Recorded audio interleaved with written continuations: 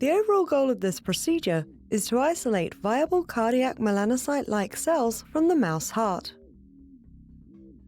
This is accomplished by first harvesting hearts from euthanized mice.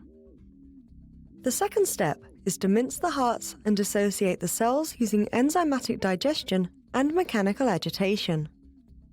Next, the slurry of cells is centrifuged and the pellet containing the cardiomyocytes and melanocyte-like cells is resuspended. The final step is to plate and culture the cells.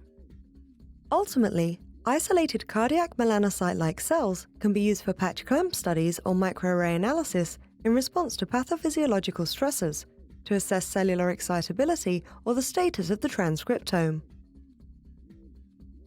The main advantage of this technique over existing method designed to isolate and culture the cardiomyocytes is that it results in the isolation of many viable cardiac melanocyte-like cells. Well, we first had the idea for this method when we discovered a new cell population in the mouse heart, and we wanted to investigate its physiology.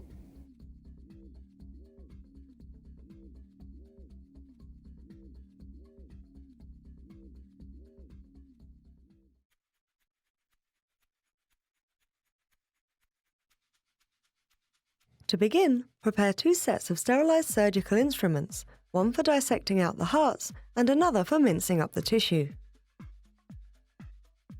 Next, prepare the media supplements, but wait to add them to the culture media until just before plating the cells.